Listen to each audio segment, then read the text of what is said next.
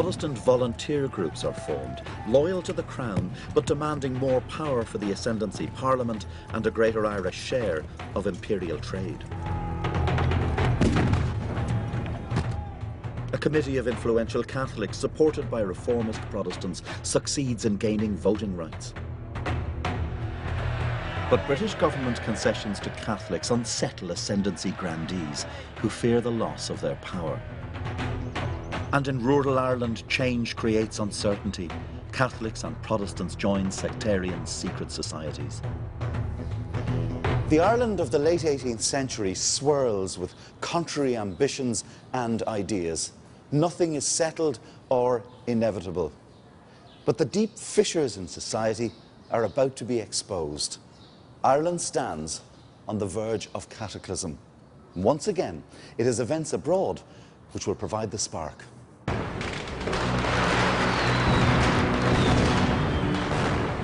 In 1789, bloody revolution convulsed France. The king and thousands of his nobles were dispatched to the guillotine in the name of a secular republic. Monarchies and the privileged classes throughout Europe looked on with horror. But the French revolutionary cry of liberty, equality and fraternity inspired a group of idealists in Ireland. What was happening here, the destruction of an imperium, was watched avidly by educated young men in Ireland. Suddenly, the unimaginable became possible. A world of inherited privilege transformed into a society of the free, where reason would overwhelm prejudice.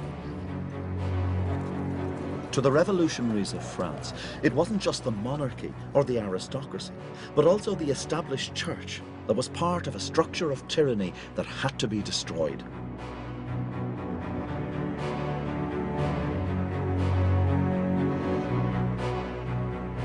In Belfast, these developments were watched with excitement by a group of radicals.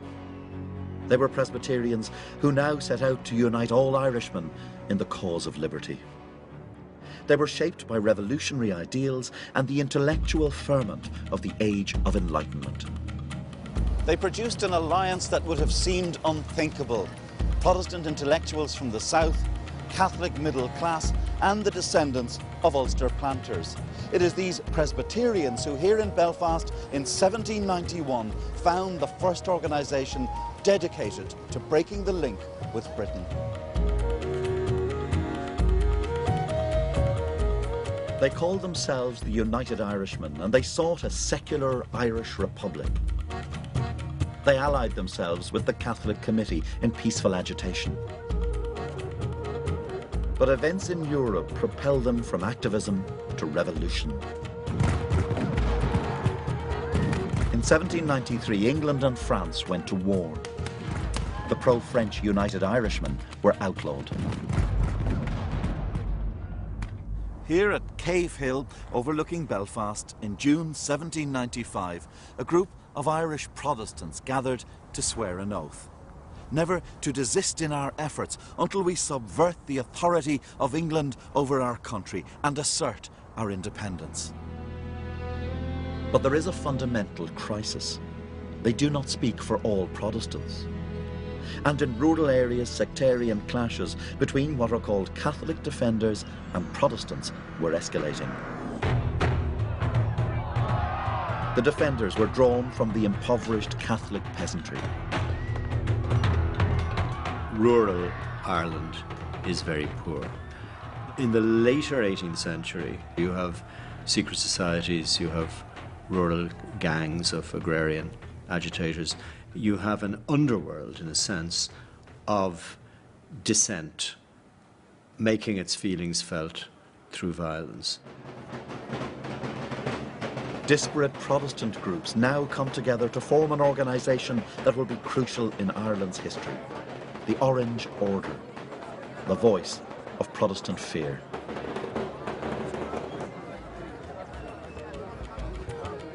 But an idealistic young Protestant lawyer from Dublin hoped that even the Orangemen might eventually be won over to the United Irish cause. Theobald Wolfe Tone would become the most articulate proponent of Irish independence. He was very vivacious, very clever. Quite quickly he moves on from the law to become a political pamphleteer. He begins to analyse the wrongs of Ireland, and one of the main wrongs was that the vast bulk of the populace was excluded from all political rights, in other words, the Catholics. As one of the most high-profile United Irishmen, Tone was forced to flee Ireland in the fateful year of 1795.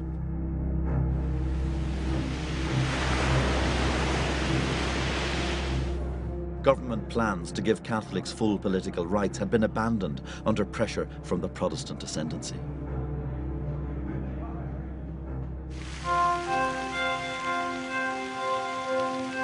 Tone made his way to revolutionary France to seek military help for an Irish revolution. On May the 2nd, 1796, Tone was called to meet the leaders of the French Directory. It's easy to imagine Tone's excitement. This is his moment. From backstreet meetings in Belfast and Dublin, he's come to the centre of international revolution. Walking into the splendour of the Palais de Luxembourg, he said he felt as if it were all a dream. Waiting to greet him was the great military tactician and founder of the Revolutionary Army, Lazare Carnot. Tone deliberately ignored the sectarian reality in Ireland when he spoke to Carnot.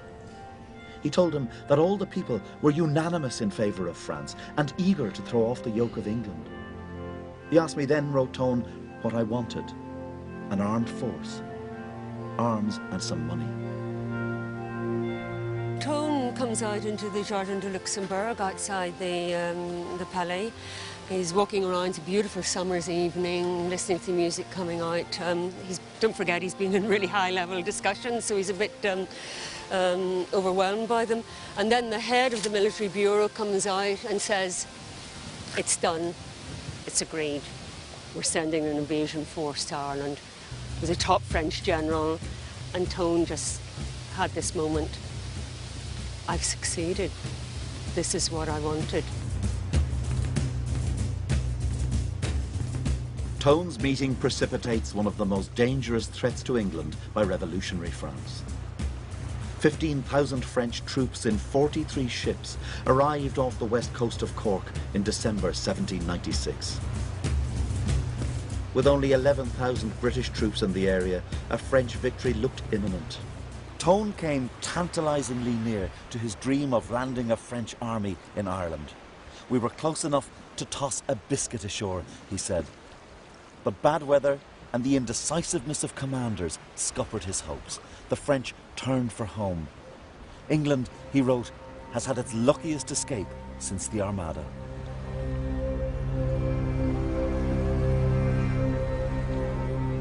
In Dublin Castle, this aborted invasion sparked panic and a brutal crackdown was ordered. A campaign of terror was carried out by the army and government militias.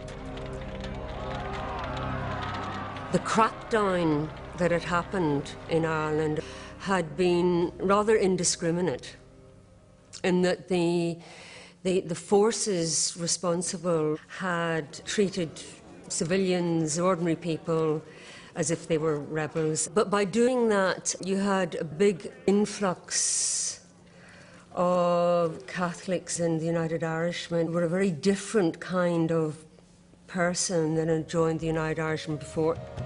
The United Irish Army numbered around 100,000 men, inspired both by idealism and desperation. Ireland's revolution was planned for the early summer of 1798. But in May, many of the United Irish leaders were arrested, destroying hopes of a coordinated rebellion. Localised fighting erupted. United Irishmen rose in Kildare, Carlow, Longford, Wicklow, Meath, to the west in Mayo, and to the north in Antrim and Down. The first significant rebel victory was at Owlert in County Wexford, where over 100 government soldiers were killed.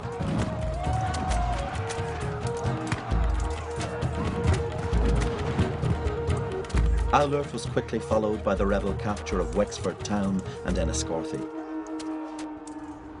But sectarian fear was deepening. The United Irish include large numbers of Catholic defenders. The Orange Order supports the government. Where the violence breaks out, the question is whose sense of rebellion will predominate? Will it be that of the secular-minded United Irish intelligentsia with their French ideas, or will it be that of the, if you like, more deeply rooted, more ancient antipathies that the defenders have kept in their worldview? The sectarian divisions, which had been papered over by the United Irishmen's talk of universal brotherhood, now exploded into the open. In Ulster, working class and rural Protestants woke to their old fear of overthrow by the Catholics, and they rallied to the crown. Militia attacks on civilians helped to heighten sectarianism. In the ranks of the United Irishmen, the ideal of fraternity across the religious divide was fraying.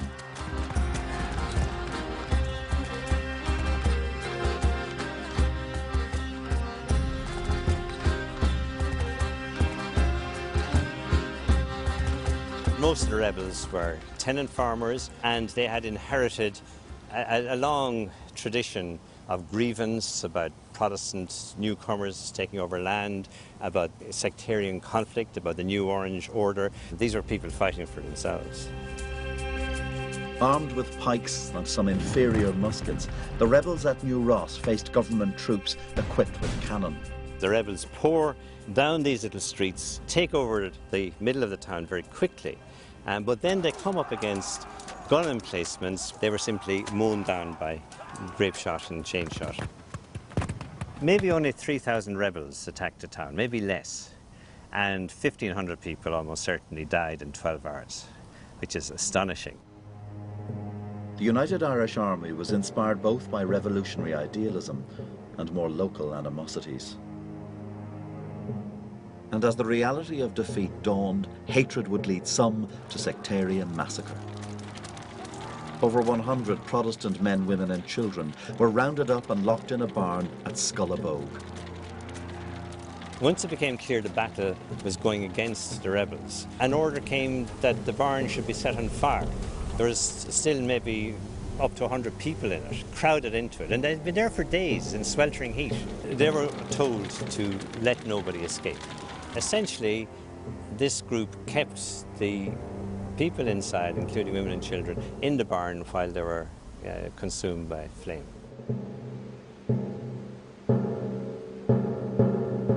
One of the United Irish leaders, Miles Byrne, called what happened here at Scullabogue a lamentable disgrace carried out by cowardly ruffians.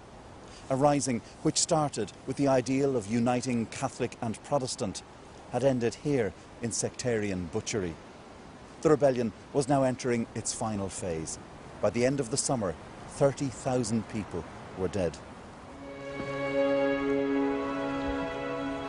As for Wolfe Tone, he was captured on a French boat off the coast of Ireland. Brought to trial in Dublin, Tone began to realise what had been unleashed that summer. It's so poignant and so sad. He says, For a fair and open war, I was prepared. That it has disintegrated into mayhem and assassination and bloodshed, I am sincerely sorry. This is not what I had wanted. He was sentenced to death, but cheated the executioner by cutting his own throat. Tone the Martyr would become an icon for future generations of Irish nationalists. But the revolution had ended all hope of uniting Catholic and Protestant. And it would prompt Britain to launch its most radical attempt to solve the Irish question.